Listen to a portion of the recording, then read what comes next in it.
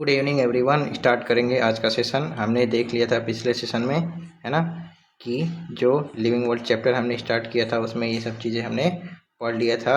Introductory इसका introduction पढ़ लिया था। व्हाट इज़ लिविंग, लिविंग क्या है वो हमने पढ़ लिया था। और एक फीचर देखा था इंटरनल ग्रोथ। लाइफ का डिफाइनिंग फीचर में एक हमने देखा था इंटरनल ग्रोथ, है ना। कोई भी लिविंग ऑर्गेनिज्म होता है उनमें इंटरनल ग्रोथ होता है। यहाँ तक देख लिया था हमने। और अब उसके आगे हम पढ़ना स्टार्ट करेंगे, है ना। यानी कि एक लाइन जो एनसीईआरटी है इसको सबसे पहले देखेंगे। कह रहा है कि hence cellular organisation of the body is defining feature of life form. जो लाइफ फॉर्म होता है यानी बॉडी का डिफाइनिंग फीचर में एक और कैरेक्टर बता रहा है। Cellular organisation of body is the defining feature of living form. यानी कि दूसरी प्रॉपर्टी ये बता रहा है कि अगर कोई भी और सभी ऑर्गेनिज्म जो पृथ्वी पर पाए जाते हैं वो किस चीज़ से बने रहते हैं, सेल, एक सेल का बना रहता है। वही अगर मैटर के केस में जाए तो अलग कॉन्सेप्ट हो जाता है, लेकिन अगर लिविंग ऑर्गेनिज्म है तो उसका कॉन्सेप्ट अलग हो जाता है ना। तो इसको भी हम नोट कर लेंगे कि क्या चीज़ है।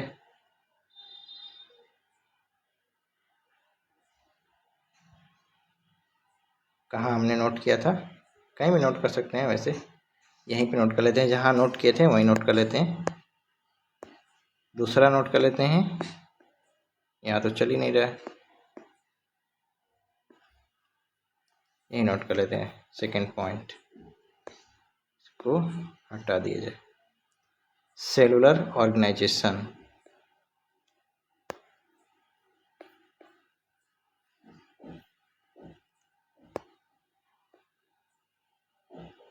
आप लोग नोट्स बनाते रहिएगा, है ना।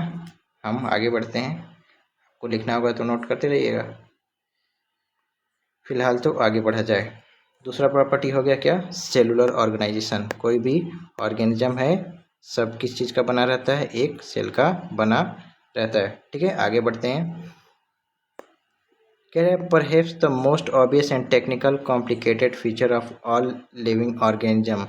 सबसे टेक्निकल, है ना, जो सबसे टेक्निकल फीचर है लिविंग ऑर्गेनिज्म का उसके बारे में बात कर रहा है। कौन सा, this ability to sense their surrounding or environment and respond to this environmental stimuli. यानी क्या है, संवेदनशील होना। सेंस यानी संवेदनशील, अपने इन्वायरमेंट के प्रति संवेदनशील होना। ठीक है, कोई भी ऑर्गेनिज्म है उसके आसपास कौन सी घटनाएं हो रहा है वो उसके प्रति संवेदनशील रहता है, वो चीज़ें सेंस कर पाता है। एंड कह रहा है एंड रिस्पॉन्स देयर स्टिमुली, यानी कि वो चीज़ों को रिस्पॉन्स भी करता है, उसको सेंस करेगा ही और उसको रिस्पॉन्स करेगा। एक्सटर्नल इन्वायरमेंटल स्टिमुली यानी any kind of change. Stimuli क्या होता है, any kind of change in the environment. अगर इन्वायरमेंट में कोई चेंज हो रहा है तो ऑर्गेनिज्म उसको सेंस कर सकता है, यानी उसके प्रति संवेदनशील रहेगा। Which could be physical, chemical और बायोलॉजिकल। अगर इन्वायरमेंट में कोई भी, पर्यावरण में कोई भी फिजिकल, केमिकल या बायोलॉजिकल चेंजेस आ रहे हैं तो उसको क्या करता है, कोई भी ऑर्गेनिज्म है तो उसको सेंस कर लेगा, है ना। उसको सेंस करता है यानी उसके प्रति संवेदनशील रहता है। उसको पता चल जाएगा कि बारिश हो रहा है कि धूप हुआ है। अगर यही कोई नॉन लिविंग को देख लिया जाए तो क्या उसको पता चलेगा बारिश हो रहा है कि धूप हो रहा है, लेकिन लिविंग ऑर्गेनिज्म को पता चल जाएगा।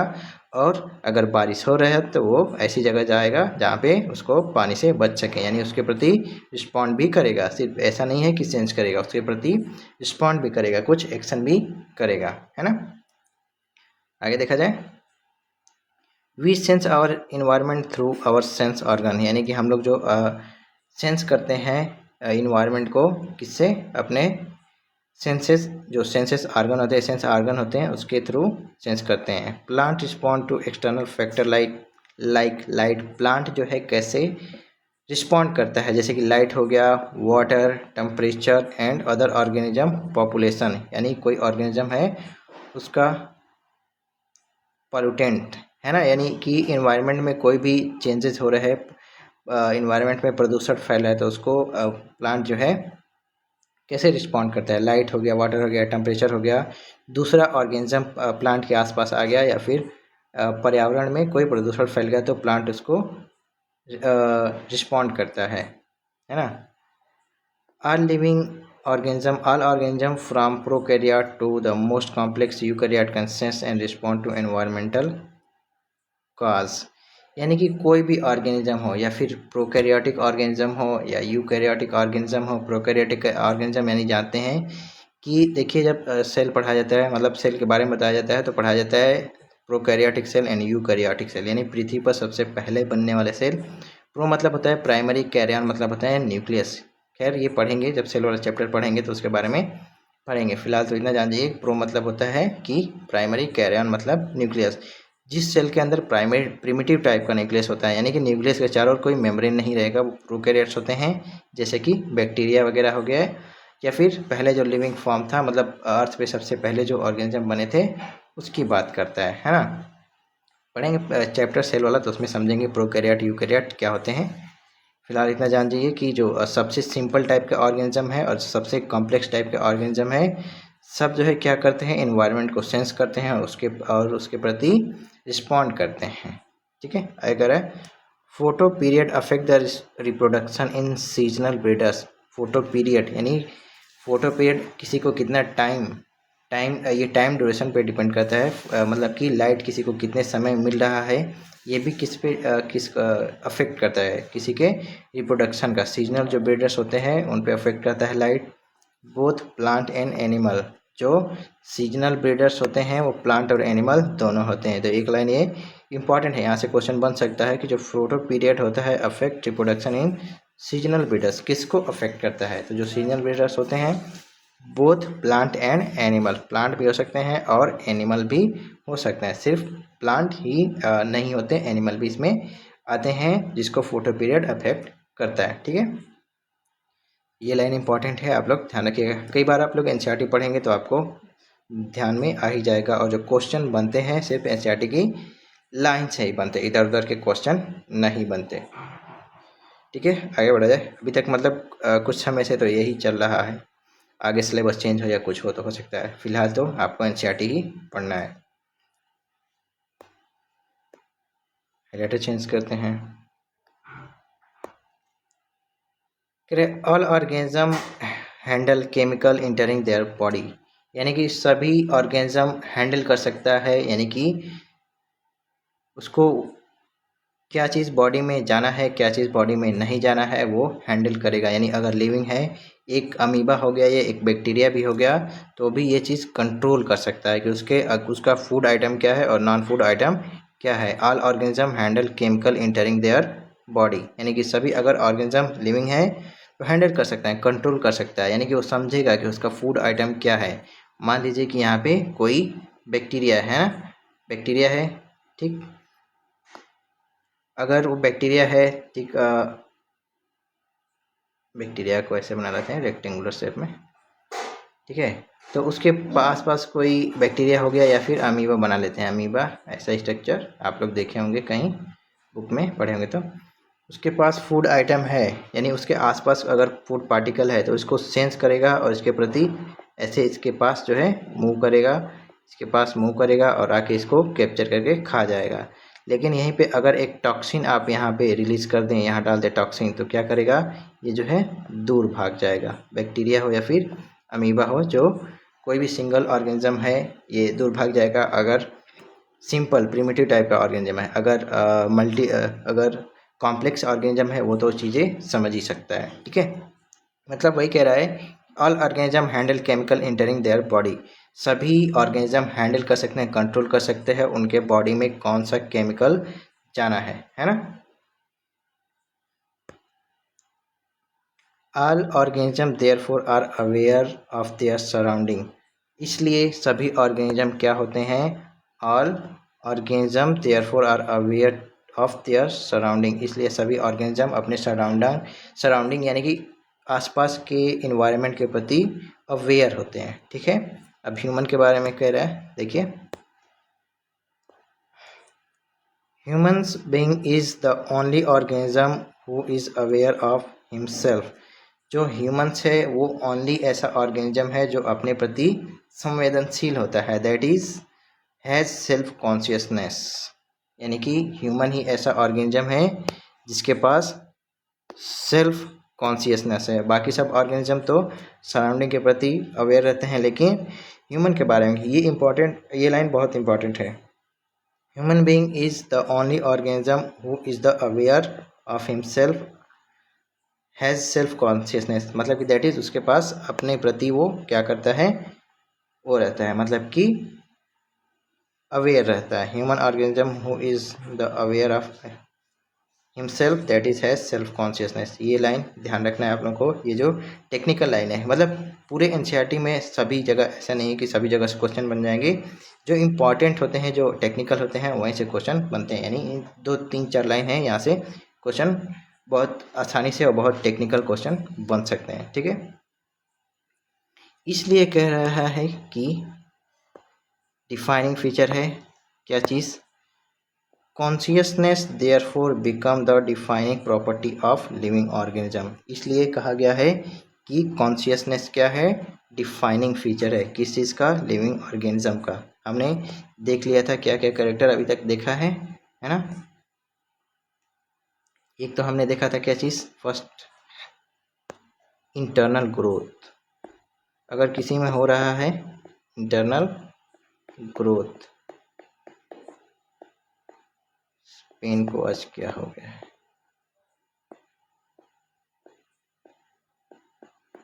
Internal growth. दूसरा हमने देखा था cellular organisation, cellular organisation,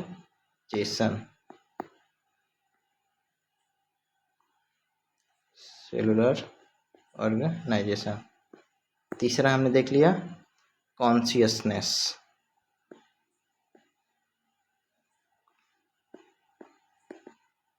consciousness.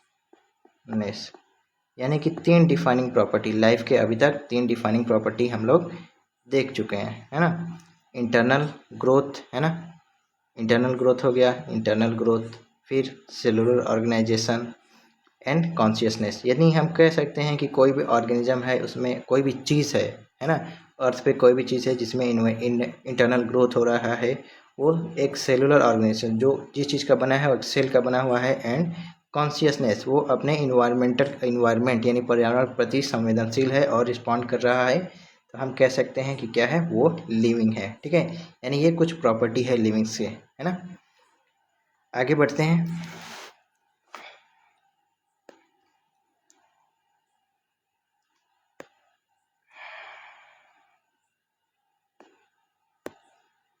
When it come to human being, it is all the more difficult to define the living state। मतलब कि अगर कॉन्शियसनेस को ह्यूमन बीइंग में देखा जाए तो ये और भी डिफ़िकल्ट हो जाता है डिफाइन करना, है ना। कॉन्शियसनेस को ह्यूमन बीइंग के अंदर देखा जाए तो ये और मुश्किल हो जाता है। कैसे मुश्किल होता है, देखिए। We observe patient lying in coma. हमने देखा है कि कोई पेशेंट है वो कोमा में पड़ा हुआ है in hospital, virtually supported by mechanical machines. Virtually जो मतलब कि कोई पेशेंट है जो कोमा में है, वो हॉस्पिटल में पड़ा हुआ है और मशीन से सपोर्टेड है, विच रिप्लेस हार्ट एंड लंग्स। यानी कि क्या होता है, कोमा में अगर कोमा में कोई पर्सन पड़ा हुआ है तो उसके कौन से ऑर्गन को मशीन के द्वारा रिप्लेस कर दिया जाता है। तो आप लोग ध्यान रखिएगा कि हार्ट एंड लंग्स को, है ना।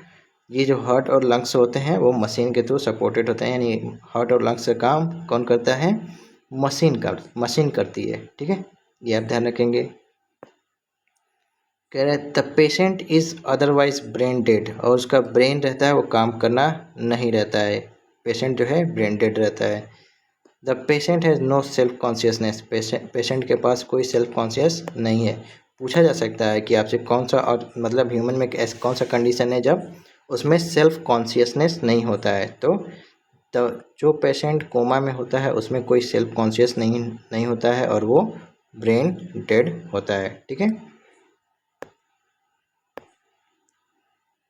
कह रहे are such patient who never come back to normal life living और नॉन लिविंग। अब आपसे क्वेश्चन पूछ रहा है कि अगर ऐसा ऑर्गेनिज्म जो कि पेशेंट जो है ऐसी स्थिति में है कि अगर वो दोबारा से अगर जिंदा नहीं होगा, कोमा की स्थिति में है, तो हम उसको क्या कहेंगे, मरा हुआ है कि जिंदा हुआ है, डेड है या फिर लिविंग है। मान लीजिए कोई पेशेंट है बेड पे, हॉस्पिटल में बेड पे पड़ा हुआ है, लेकिन ये नहीं पता है कि वो फिर से लाइफ में आएगा या फिर उसकी वहाँ से डेथ हो जाएगी। अगर नहीं आएगा लाइफ में तो वो इस समय जिस कंडीशन में है वो डेड है कि लिविंग है, या फिर अगर वापस आ जाएगा तब तो कह सकते हैं कि वो लिविंग है, लेकिन अगर नहीं आ रहा है तो क्या उसको डेड कहेंगे। यही क्वेश्चन था, मतलब कि एनसीईआरटी पूछ रही है। आगे देखते हैं। In higher classes, you will come to know that all living phenomena are due to underlying interaction। मतलब कि हायर क्लासेस में आप पढ़ेंगे कि सभी जो फिनोमेना होते हैं लाइफ में, जो भी मेटाबॉलिक प्रोसेस होता है, कोई सेल के अंदर कोई चीज़ बन रहा है, कोई ब्रेकडाउन हो रहा है, हार्ट काम कर रहा है, लंग्स काम कर रहा है, ऑक्सीजन का ट्रांसपोर्ट हो रहा है, ब्लड एक जगह से दूसरी जगह जा रहा है, ब्रेन काम कर रहा है, चीज़ों को कंट्रोल कर रहा है, सभी ये चीज़ें हैं एक दूसरे से कनेक्टेड है, इंटरलिंक्ड है ना। वही कह रहे हैं अंडरलाइन इंटरेक्शन। ये लाइन इंपॉर्टेंट है ना। सभी जो लिविंग फिनोमेना है, यानी कि जो भी हम लोगों के अंदर हो रहा है वो एक दूसरे से कनेक्टेड है, अंडरलाइंग इंटरेक्शन। ठीक है। Properties of tissue are not present in the constituent cell. कह रहा है कि अगर कोई टिश्यू है उसका property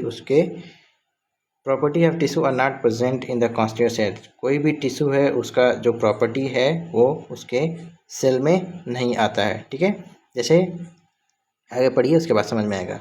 but arise as a result of interaction among the constituent cell.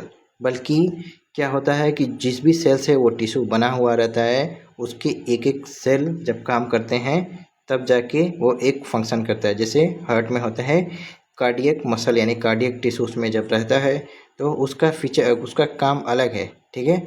लेकिन जब हार्ट का काम अगर पूरे हार्ट का देख लिया जाए तो एक ऑर्गन जो है अलग तरीके से काम करता है। वैसे ही कह रहा है similarly properties of cellular organelles are not present in the molecular constituent of the organelles.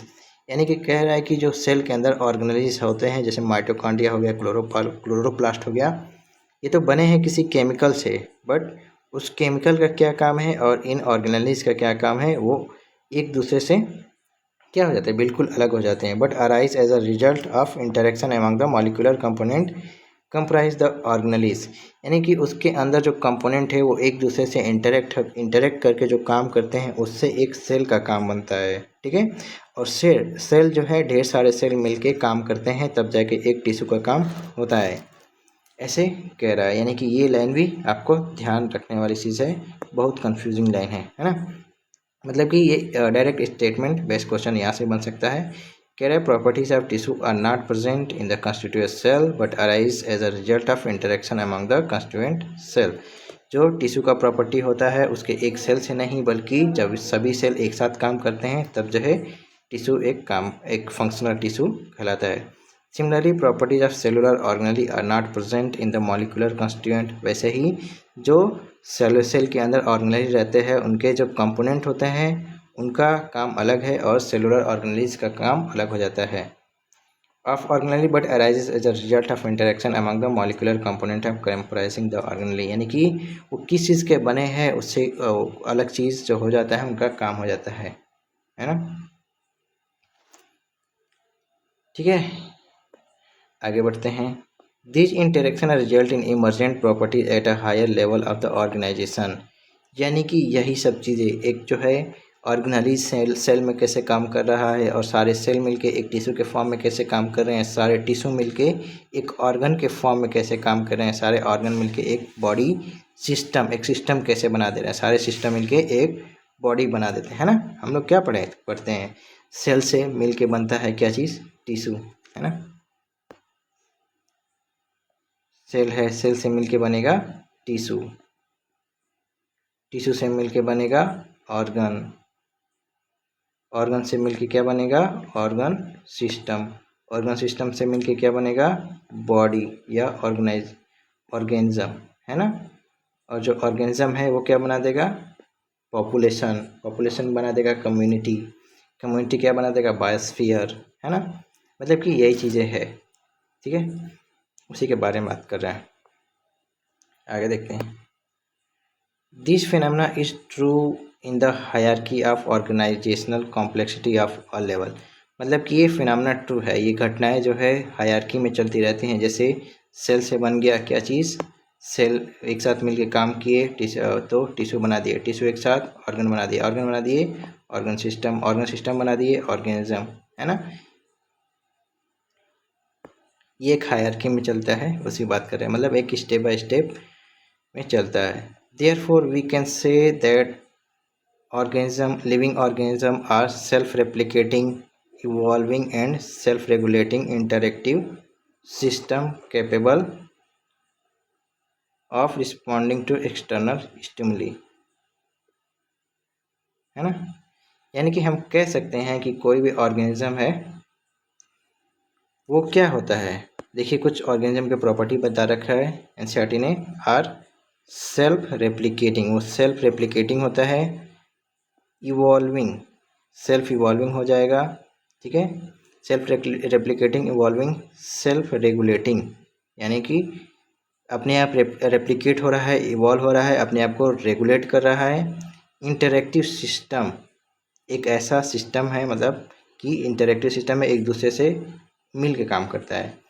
Capable of responding the external stimuli, system capable of responding external stimuli, यानी कि एक ऐसा सिस्टम है जो कैपेबल है क्या करने में, अपने इन्वायरमेंट के प्रति संवेदनशील रहने में, है ना। लिविंग ऑर्गेनिज्म की क्या क्या प्रॉपर्टी बता दिया गया, सेल्फ रेप्लिकेटिंग होता है, इवॉल्विंग होता है, सेल्फ रेगुलेटिंग होता है, और कैसा सिस्टम है, यानी एक्सटर्नल इन्वायरमेंट यानी पर्यावरण के प्रति संवेदनशील रहता है ना। Biology is the story of life on the earth, biology क्या है, स्टोरी है, कैसा स्टोरी है, लिविंग थिंग्स का। Biology the story of life on earth, biology क्या है, स्टोरी है लाइफ का अर्थ पे, यानी कि लाइफ कैसे बनी अर्थ पे, ठीक है। एक देखिए बायो का मतलब होता है, आपको बता दें थोड़ा बहुत जानकारी, बायो वर्ड जो है, बायोलॉजी है दो वर्ड से मिलके बना है, बायो प्लस लॉगस। बायो का मतलब होता है लिविंग, है ना, लाइफ, इसका मतलब होता है, लॉगस का मतलब स्टडी, यानी कि biology the branch of science in which we study the living things, है ना। लिविंग थिंग्स हमने बायोलॉजी का डिफिनेशन से पढ़ लिया, biology the science in which we study the living. अब इस लिविंग में आते हैं प्लांट और एनिमल, प्लांट भी है एंड एनिमल भी है, प्लांट भी लिविंग है एंड एनिमल भी है।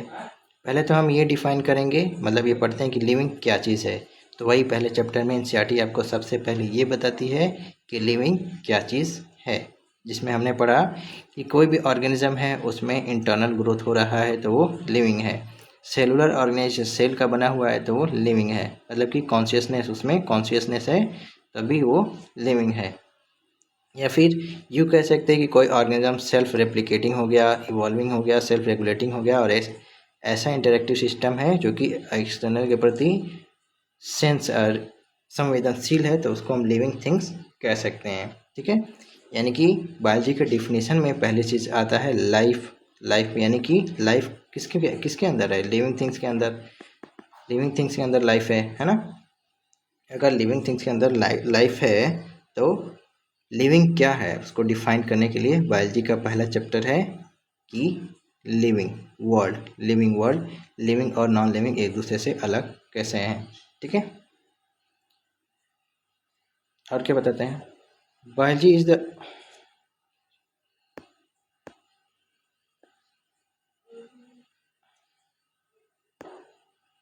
Biology is the story of evolution of living organism on earth.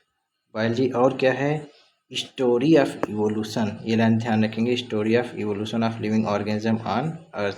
Biology क्या है, यानी कि पृथ्वी पे जो ऑर्गेनिज्म है इवॉल्व होके कैसे बन रहे हैं, इसका भी एक स्टोरी है, कहानी है ना।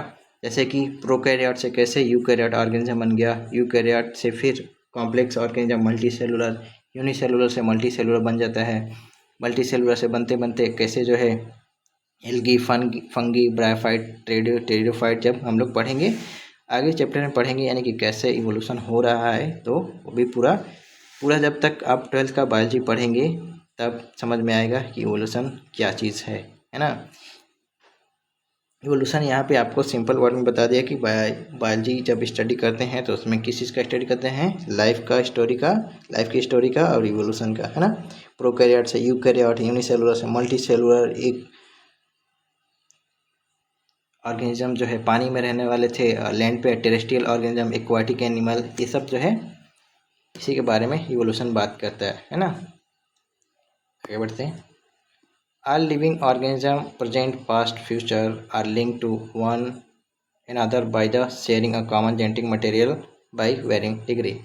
ये जो है लाइन इम्पॉर्टेंट है। सभी लिविंग ऑर्गेनिज्म क्या है, एक दूसरे से कनेक्टेड है through genetic material, common genetic material. सबका जो जेनेटिक मटेरियल है डीएनए और आरएनए है, लेकिन वो एक डिफरेंट वेरिंग डिग्री, एक सर्टेन कुछ डिफरेंस है उसमें, यानी कुछ डिग्री कुछ पॉइंट में उनका डिफरेंस आ जाता है। कह रहे all living organism present past future, जो प्रेजेंट में है, जो पहले रह चुके हैं और जो फ्यूचर में है, are link to one another by the sharing, सब जो है एक दूसरे से लिंक है, of the common genetic material, सबका जेनेटिक मटेरियल जो है कॉमन है, but to varying degree, genetic material varying degree पे है, यानी कि अलग अलग कुछ उसमें डिफरेंसेस भी हैं, है ना।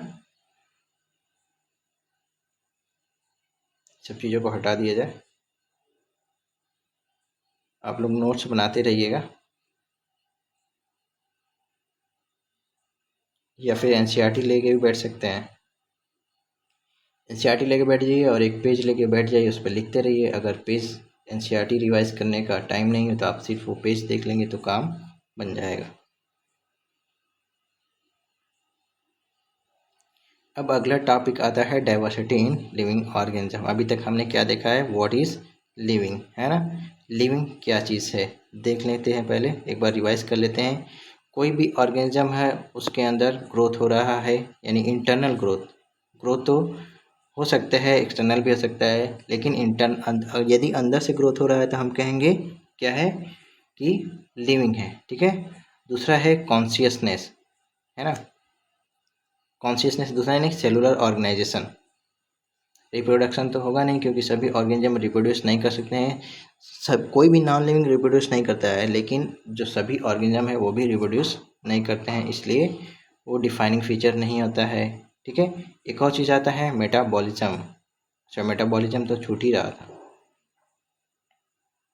मेटाबॉलिज्म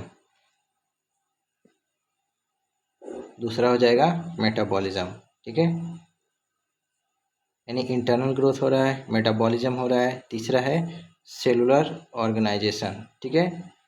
फोर्थ वाला है कॉन्शियसनेस, यानी कि ये चार अगर प्रॉपर्टी किसी के अंदर है तो हम कहेंगे कि वो लिविंग है। इसको हम लिख लेते हैं लाइन से एक एक करके।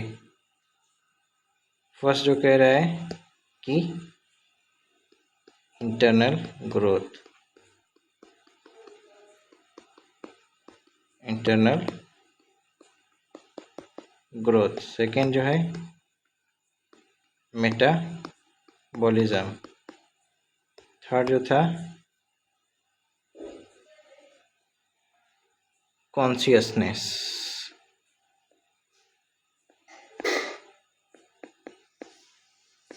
फोर्थ क्या है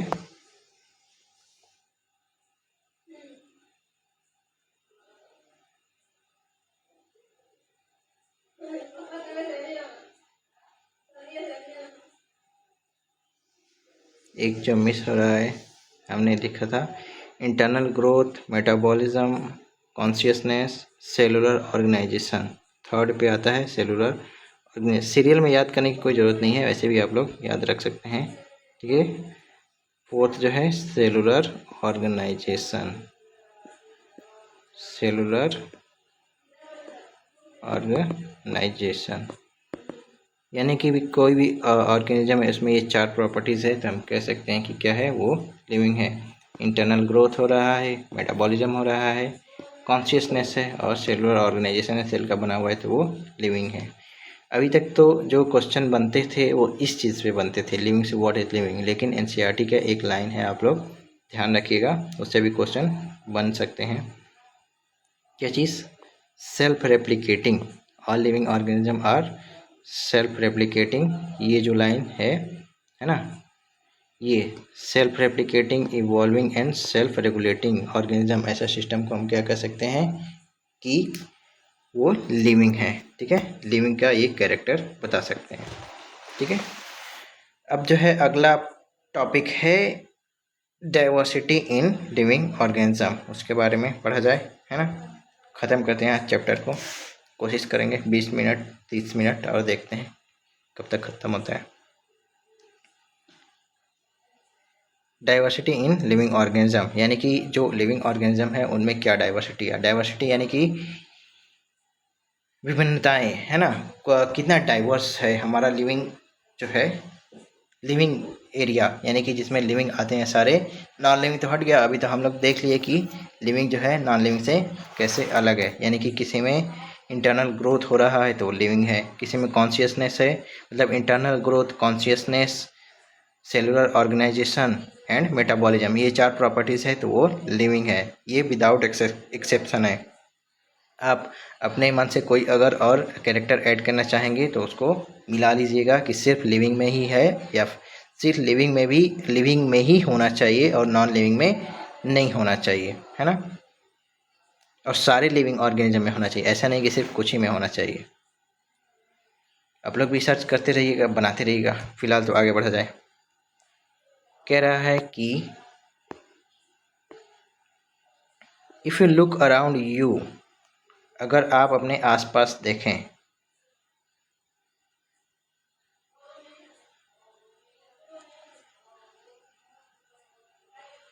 will see a large variety of living organism, यदि आप अपने आसपास देखेंगे तो आपको एक लार्ज वैरायटी में लिविंग ऑर्गेनिज्म नज़र आएंगे। आपके आसपास बहुत सारे ऑर्गेनिज्म जो होते हैं पाए जाते हैं, जैसे कि कोई भी ऑर्गेनिज्म आप देख सकते हैं अपने आसपास, बी इट पॉटेड प्लांट, गमले में लगाया हुआ पौधा, इंसेक्ट हो गया, है ना, बारिश के मौसम में इंसेक्ट जो परेशान करते रहते हैं, लाइट जलाओ तो सीधा घर में आ जाते हैं। बर्ड्स यानी पक्षियाँ हो गई, योर पेट आपका पालतू एनिमल हो गया, और अदर एनिमल एंड प्लांट, जो सभी अदर एनिमल एंड प्लांट है अपने आसपास आप लोग देख सकते हैं, उसके बारे में बात हो रहा है। ये सब क्या चीज़ है, ये सब डाइवर्सिटी है। There are also several organism that you can not see with your naked eye, मतलब कि ऐसे भी ऑर्गेनिज्म है जिसको हम अपने नेकेड आई से नहीं देख सकते, but they are all around you, लेकिन वे सब आपके आसपास पाए जाएंगे। If you were to increase the area that you make observation, यदि ऑब्जर्वेशन के एरिया को बढ़ा दिया जाए, the range and variety of organism that you see would increase. अभी तक आपने अपने घर के आसपास देखा, ठीक है, अब अपने पूरे मोहल्ले में देखिए, फिर मोहल्ले के बाद पूरे गांव में देखिए, पूरे गांव के बाद पूरे शहर में देखिए, पूरे शहर के बाद पूरे डिस्ट्रिक्ट में देखिए, पूरे डिस्ट्रिक्ट के बाद पूरे अपने स्टेट में देखिए। ठीक है, जैसे जैसे ऑब्जर्वेशन का एरिया बढ़ाते जाएंगे वैसे वैसे क्या होता चला जाएगा, ऑर्गेनिज्म जो है, ऑर्गेनिज्म में डाइवर्सिटी जो है बढ़ती चली जाएगी, है ना। उसी के बारे में बात कर रहा है। स्टेट से फिर कंट्री पे जाएंगे, कंट्री से फिर अदर कंट्री, 2 कंट्री, फिर कॉन्टिनेंट में जाएंगे, सब कॉन्टिनेंट, कॉन्टिनेंट, जैसे एरिया बढ़ाते जाएंगे फिर टेरेस्ट्रियल फॉर्म आएगा, फिर एक्वाटिक फॉर्म आएगा। जितना एरिया ऑब्जर्वेशन का बढ़ाएंगे उतना डाइवर्सिटी बढ़ती चली जाएगी। Obviously if you were to visit a dense forest, आपने एक घना जंगल विजिट कर लिया, you would probably see a much great number and kind of living organism. इन सब चीज़ों को छोड़िए, आप एक घने जंगल में ही चले गए तो क्या कर लेंगे, बहुत सारे ऑर्गेनिज्म को देख लेंगे जो आप नहीं देखे होंगे। तो प्लान कीजिएगा क्या, डेंस फॉरेस्ट, अमेजन का जंगल घूमने के लिए, जो भी जंगल है, ठीक है, बड़े बड़े जंगल है उनको आप जाके घूमिएगा।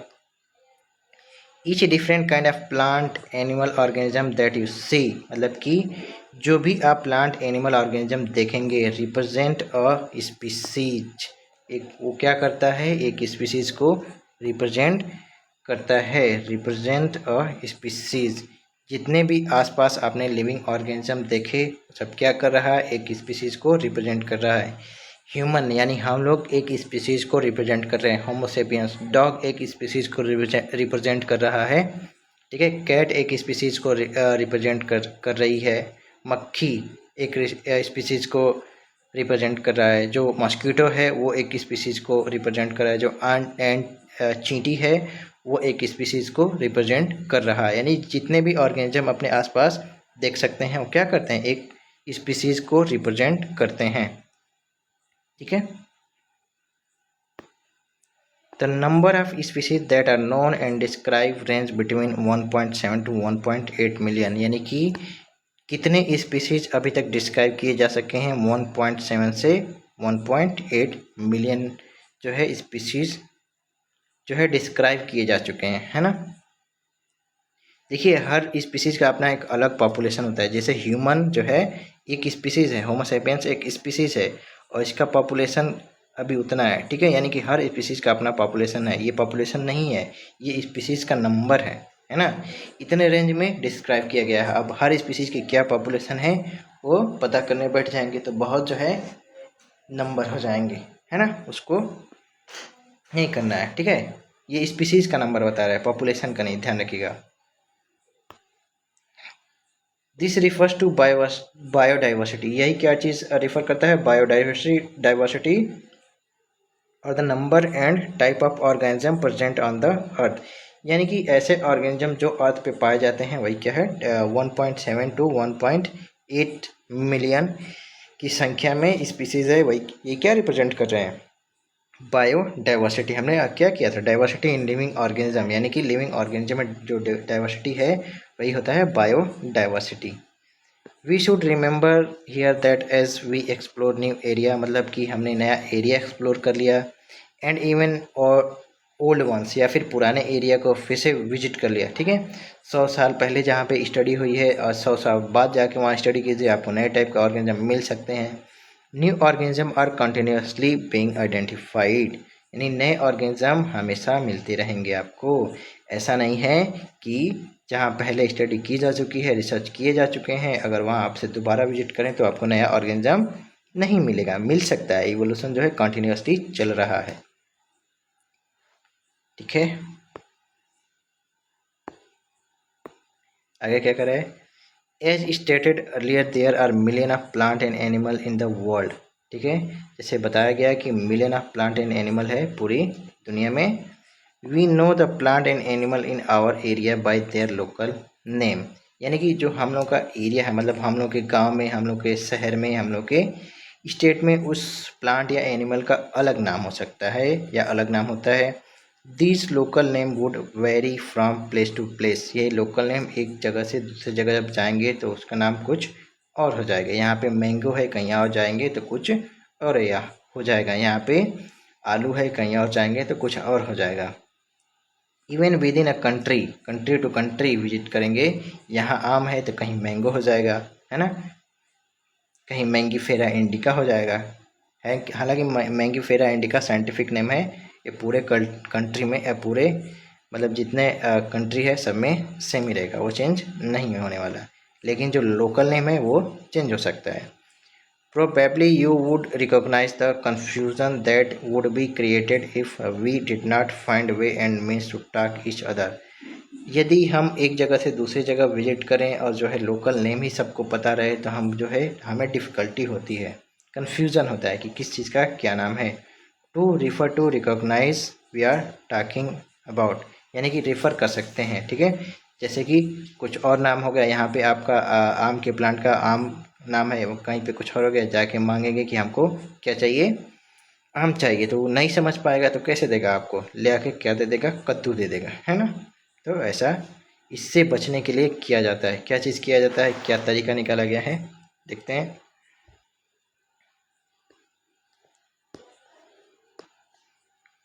Hence, there is a need to standardize the naming of all living organisms such that particular organism is known by the same name all over the world. इसलिए कुछ रूल बनाए गए, कुछ standard rule and naming system बनाए गए जिससे क्या हो सके, सभी ऑर्गेनिज्म के जो नेम होते हैं वो एक जैसे रह सके और उसको पहचाना जा सके। दिस प्रोसेस इस बहुत इंपॉर्टेंट लाइन है, यहाँ से क्वेश्चन बन सकते हैं। ठीक है, this process is called nomenclature, इसी को क्या कहते हैं, नॉमेनक्लेचर। ठीक है, नॉमेनक्लेचर आप हेडिंग डाल के उसका डिफिनीशन लिख लीजिएगा। Standardise the naming of all living organism such that the particular organism is known by the same name all over the world, ठीक है, इज नोन एज नॉमेनक्लेचर। यानी कि नॉमेनक्लेचर क्या चीज़ है, यानी कि कोई भी ऑर्गेनिज्म है उसका नाम जो है सभी पूरे कंट्री में एक ही हो, अलग अलग नहीं हो, यही होता है नॉमेनक्लेचर। ठीक है, आगे बढ़ते हैं। ऑब्वियसली नॉमेनक्लेचर और naming is only possible when the organism is describe correctly. Naming कैसे पॉसिबल है, जब कोई भी ऑर्गेनिज्म है उसको हम करेक्टली डिस्क्राइब कर सकें and we know to what organism the name is attached to. This is identification. ये क्या है, आइडेंटिफिकेशन। दो लाइनें आप लोग ये नॉमेनक्लेचर और इस चीज़ का डिफिनीशन आप लोग ध्यान रखिएगा। ये पूछ सकता है, डायरेक्ट पूछ सकता है कि क्या चीज़ नॉमेनक्लेचर है। ठीक है, यानी कि नॉमेनक्लेचर और naming is only possible when the organism is describe correctly. जब कोई भी ऑर्गेनिज्म करेक्टली डिस्क्राइब होगा, note what organism name attach to. कोई भी ऑर्गेनिज्म अगर करेक्टली डिस्क्राइब होगा तभी तो हम बता सकते हैं। यानी कि कोई एक प्लांट है उसमें फल नहीं लगा हुआ है, ठीक है, तो उसको हम कैसे बताएंगे कि ये प्लांट आम का प्लांट है। ठीक है, यानी कि मान लीजिए कि एक प्लांट यहाँ पे है उसमें फल लगा हुआ है आम का, ठीक है, दूसरी जगह कहीं और है उसमें भी आम का फल लगा हुआ है। दोनों फल को लेके आएंगे, एक जगह देखेंगे तो कहेंगे कि ये दोनों प्लांट एक जैसे हैं, दोनों एक ही है। तो उसका हमने क्या किया, डिस्क्राइब किया करेक्टली कि ये किस एक ही टाइप के है। जब तक डिस्क्राइब नहीं कर पाएंगे तब तक नॉमेनक्लेचर नहीं कर पाएंगे, और यही होता है आइडेंटिफिकेशन। ठीक है, नॉमेनक्लेचर आइडेंटिफिकेशन आप लोग ध्यान रखेंगे। आगे बढ़ते हैं।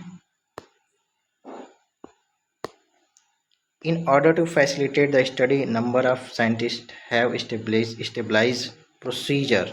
यानी कि इस चीज़ को वो करने के लिए है कि कैसे जो है आइडेंटिफिकेशन किया जाए, नॉमेनक्लेचर किया जाए, ताकि पूरे वर्ल्ड में सेम रहे। प्रोसीजर, एक प्रोसीजर अपनाया गया, एक इस्टेब्लिश किया गया procedure to assign a scientific name to each known organism.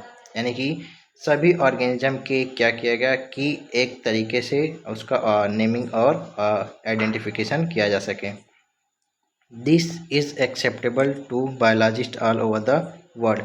ये सभी बायोलॉजिस्ट के लिए पूरी दुनिया में जो है एक्सेप्टेबल रहेगा। ऐसा कुछ रूल जो है इस्टेब्लिश और प्रोसीजर इस्टेब्लिश किए गए। For plant scientific name are based on the agreed principle and criteria which are provided in international code for botanical nomenclature. यानी कि प्लांट के लिए जो है क्या कौन सा रिस्पॉन्सिबल है, ठीक है, यानी प्लांट के नेमिंग के लिए इंटरनेशनल ICBN का फुल फॉर्म आप लोग ध्यान रखेंगे, इन international code for botanical nomenclature.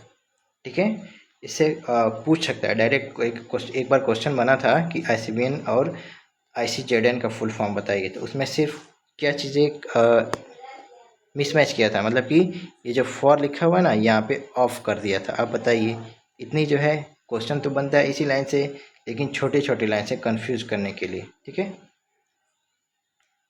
International code for botanical nomenclature.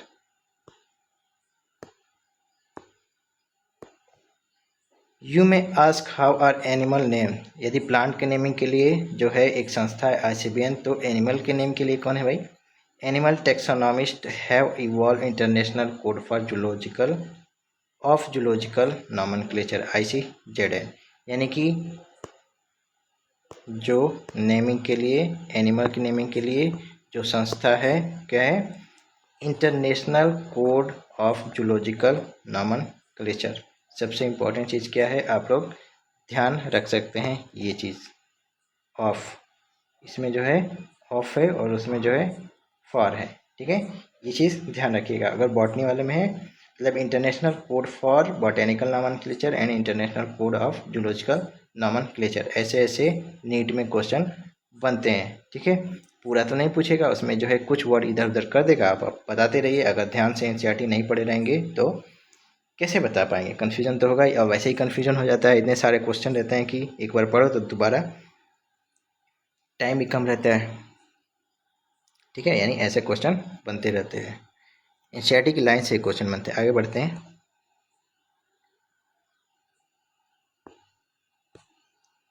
The scientist name ensure that each organism has only one name.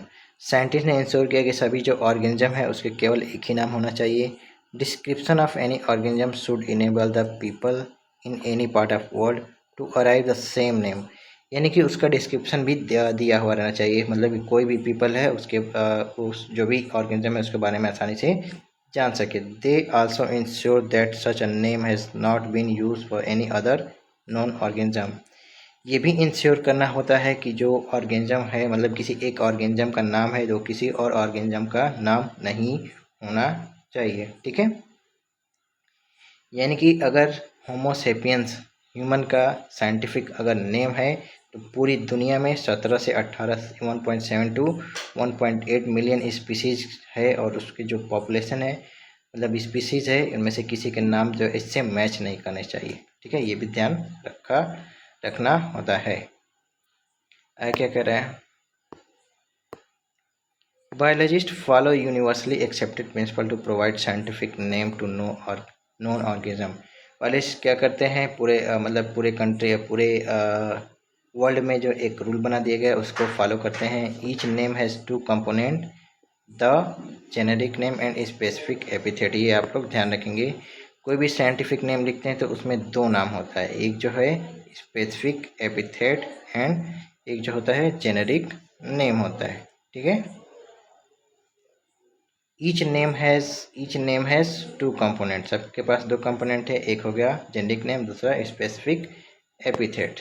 ठीक है, this system of providing name with two component is called binomial nomenclature. यानी कि कोई भी organism है उसका दो component है, नेम के दो कंपोनेंट है तो वो हो जाते हैं बायोनॉमियल नॉमेनक्लेचर, है ना। यानी कि उसके नेम में दो कंपोनेंट है, एक जेनेरिक नेम और एक स्पेसिफिक एपिथेट। ठीक है, ये ध्यान रखेंगे। आगे बढ़ते हैं। This naming system given by Carlos Linnaeus. ये सिस्टम किसने दिया था, कैरलस लिनियस साहब ने, साइंटिस्ट नेम है कैरलस लिनियस साहब ने दिया था। इस being practice in by biologist all over the world, और इसी को जो है पूरी दुनिया में प्रैक्टिस किया जाता है, यानी इसी के रूल के हिसाब से लिखा जाता है, बायनॉमियल नॉमेनक्लेचर के हिसाब से सभी ऑर्गेनिज्म का नेमिंग किया जाता है। ठीक है, this naming system using a two word format was found convenient. यानी कि दो वर्ड जो है इसमें होने चाहिए। Let us take example of mango understand the way. यानी मैंगो का एग्जांपल लेके हम अंडरस्टैंड करेंगे कि जो है साइंटिफिक नेम कैसे लिखा जाता है ना। Way of providing scientific name better, यानी कि कोई भी ऑर्गेनिज्म है उसका साइंटिफिक नेम कैसे लिखा जाता है, मैंगो का एग्जांपल लेके हम लोग समझेंगे। ठीक है, कि the scientific name of mango is written. Scientific name है मैंगो का क्या है, एज मैंगीफेरा इंडिका। जो साइंटिफिक नेम है मैंगो का क्या है, मैंगीफेरा इंडिका। ठीक है, ध्यान रखेंगे। किसी भी देश के किसी कंट्री में चले जाइए, देश पूरी दुनिया के किसी कंट्री में चले जाइए, वहाँ जाकर कहेंगे आई नीड मैंगोफेरा इंडिका, तो क्या करेगा, आपको मैंगो ला के दे देगा यदि उसके पास है तो, यदि उसको साइंटिफिक नेम पता है तो। Let us see how it is a binomial name, मतलब कि ये कैसे बायनॉमियल नेम हो गया देखते हैं। In this name Mangifera represent the genus while indica represent a particular species. Mangifera जो है क्या करता है, एक जीनस को रिप्रेजेंट कर रहा है ना। ठीक, जबकि इंडिका क्या कर रहा है, उस पर्टिकुलर स्पीसीज को डिनोट कर रहा है। और स्पेसिफिक एपिथेट, पर्टिकुलर स्पीसीज या स्पेसिफिक एपिथेट को नोट कर रहा है। इंडिका जो है स्पेसिफिक एपिथेट हो गया, मैंगीफेरा जीनस हो गया। Other universal rule of nomenclature are follows. जो रूल है उसके कुछ ऐसे दिए हुए हैं। फर्स्ट रूल क्या कह रहा है, कह रहा है कि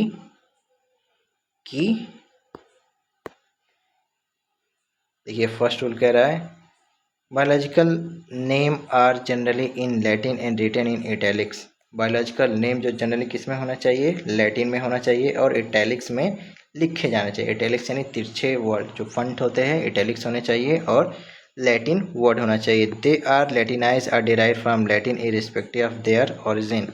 ये लैटिनाइज होना चाहिए या लैटिन वर्ड में लिखे जाना चाहिए एंड इटैलिक्स में लिखे जाना चाहिए। दूसरा कह रहा है कि the first word in biological name represent the genus while the second component of denote the specific epithet. जो फर्स्ट नेम होता है जीनस को रिप्रेजेंट करेगा और जो सेकेंड नेम है स्पेसिफिक एपिथेट को डिनोट करेगा। थर्ड कह रहा है both the word in biological name when handwritten are separately underlined or printed italics to indicate their Latin origin। अगर हैंड राइटिंग में लिखेंगे अपनी हैंड राइटिंग में तो क्या मैंगीफेरा इंडिका लिखते हैं तो कैसे लिखेंगे मैंगी फेरा इंडिका। तो सेपरेटली अंडरलाइन करेंगे एक साथ नहीं, ये जो है करेक्ट वे होता है, सेपरेटली अंडरलाइन करेंगे। और यदि प्रिंटेड रहेगा तो इटैलिक्स में, प्रिंटेड रहेगा तो इटैलिक्स यानी कि जो इटैलिक्स यानी तिरछे वाले फंट होते हैं उसमें जो है क्या करेंगे प्रिंट करेंगे। ठीक है, ये चीज़ है, इसको यहाँ से हटा देते हैं। जब हैंड रिटेन रहेगा तो सेपरेटली अंडरलाइन रहेगा, ये ध्यान रखिएगा, इस पर कन्फ्यूजन हो जाते हैं बच्चे, भूल जाते हैं। आगे बढ़ा जाए। 4 क्या कह रहा है the first word denoting the genus start with the capital letter. जो फर्स्ट वर्ड रहेगा कैपिटल लेटर रहेगा, while the specific epithet start with small letter. जो स्पेसिफिक एपिथेट रहेगा वो स्मॉल लेटर से स्टार्ट होगा। It can be illustrated with example of Mangifera indica. देखिए तिरछा लिखा हुआ ना, यानी कि अगर क्या हो रहा है, अगर प्रिंटेड हो रहा है तो हम इटैलिक्स में लिखेंगे, लेकिन हैंड रिटन रहेगा तो इटैलिक्स बना बना के नहीं लिखेंगे, उसको सीधा लिखेंगे और सेपरेटली अंडरलाइन कर देंगे। ठीक है, आगे बढ़ते हैं। ये कुछ रूल है, आप लोग ध्यान रखिएगा। ठीक है, यहाँ तक हम लोग पढ़ लिए रूल। ठीक है, आज के लिए इतना ही रखते हैं, फिर जो है थोड़ा सा पोर्शन और बचेगा, इसको जो है हम फिर अगले वीडियो में कंप्लीट करेंगे। ठीक है, आप लोगों को समझ में आया कि नहीं आया आप लोग बताइएगा। ठीक है, बाकी नोट्स अपने से बनाते रहिए, हम नोट्स बनाते बैठ जाएंगे बीच में तो बहुत टाइम लग जाएगा। ठीक है, बाय बाय, धन्यवाद, थैंक यू।